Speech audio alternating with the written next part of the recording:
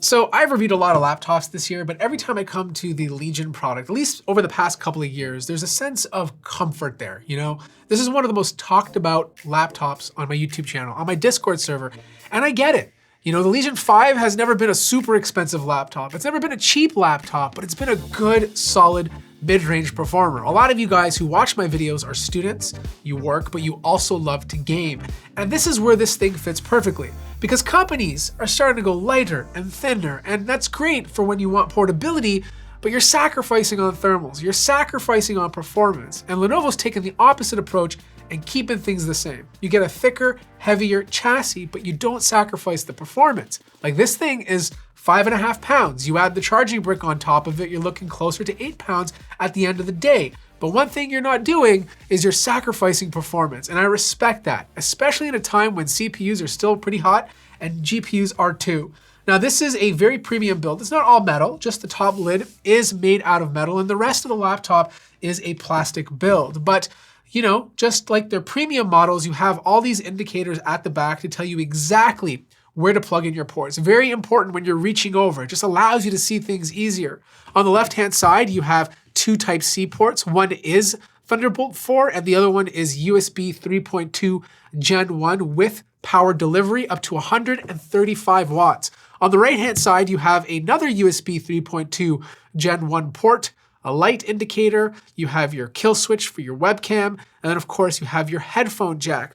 On the back, you have your power connector port, two more USB 3.2 ports, HDMI, this is 2.1, Type-C port, this is not Thunderbolt, but it does support display input and also power delivery. The overall feel is very, very sturdy. Like when you press on this, there's a little bit of flex, but this is nothing compared to some other gaming laptops. There's not a big gap on the sides. You have an indent in the front so you can put your finger up and in so you can open up the display with ease. There's a tiny bit of wobble, but it's not terrible. The hinge does feel nice and stiff. Not the stiffest hinge I've touched in my lifetime, but stiff enough for a laptop like this.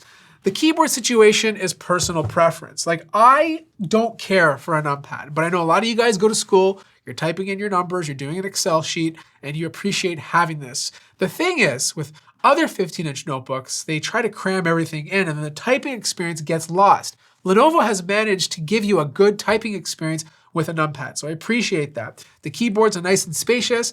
I started typing on this right away. I didn't have any issues getting comfortable with it. There's a little bit of keyboard flex. It's not terrible like on the Acer Swift Edge, but it's there. The U-shaped keys do light up. There's 4 zones of RGB that you can change to different colors. Touchpad is okay. It's not the greatest touchpad I've used. Unfortunately, it's not symmetrical, but it's big enough that you're not going to find it to be a problem. Now, there's no fingerprint scanner or facial recognition. That's been omitted from this price point, but the power button, which is directly in the middle, does light up different colors. If it's on red, for example, it's the performance profile, and you can cycle through 3 different profiles by using function Q.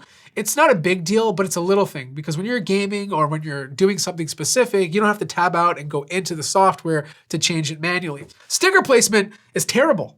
The sticker guy who's been in the industry for 760 years, he's just getting way too comfortable. He's literally drinking on the job all the time because the placement is out of control. Like this is just insanely crooked. Now there are 4 different display options you can choose from. 3 1080p and 1 QHD. 3 of them have high refresh rates, but one of them is 60 hertz. Which is ridiculous. Like, don't even bother looking at that one. My suggestion is to stick with the QHD model or go with the Full HD model that has a 165 hertz refresh rate, especially at 1080p, because you can really utilize the RTX 3060 to push up those frame rates. Now, I have the QHD version. It's a matte display, so there's not tons of reflection. Color gamut is pretty good. Obviously, it's not as good as the 5 Pro, but it's good enough that you'd feel comfortable doing any sort of color work on this. And of course, it looks good enough for gaming. Now, this unit costs $1399, and that nets you an i7-12700H with an RTX 3060 that can boost up to 140 watts. You have 16 gigabytes of DDR5 RAM, 15-inch display, and a 512 gigabyte NVMe SSD. Yes, this has a mux switch. You can change it between the dedicated and integrated GPU. You have 4 options, actually, if you want to get very specific. A couple of them do not require a restart, but if you switch between normal hybrid mode or dedicated GPU, you will have to restart the computer. Now, any game I tested on this laptop, I left it on DGPU mode, so I get the best performance as possible. 1080p performance is fantastic on this guy. You have zero issues playing AAA titles with fairly good settings. If you're playing older titles, I'd be super comfortable bumping it up to QHD, as the refresh rate will match the FPS in the game you're playing. Specifically, games like Overwatch or Apex Legends are going to run fantastically on this device. Now, if you're a creator or you're using this for other stuff that's not gaming, I left it in hybrid mode because applications like Adobe Premiere Pro or Photoshop really use the CPU and integrated GPU because of QuickSync, so I didn't want to disable that. I got good results overall. It's very comparable to other laptops with an i7-12700H, and paired with an RTX 3060, you get nice performance. Now, this laptop does offer a overclock toggle for the GPU. You can bump it up 100 megahertz or 200 megahertz if you really want to. I didn't do any of the tests with the OC on. I like to test laptops straight out of the box because I feel like most people are going to do that.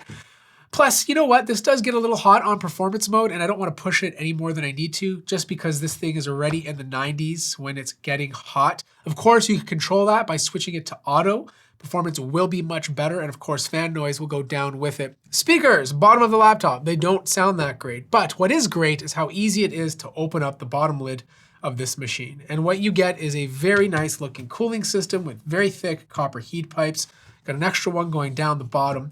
You have 2 slots for RAM, both are upgradable. Right now there's 16 gigabytes in here. It's DDR5, but rank 16.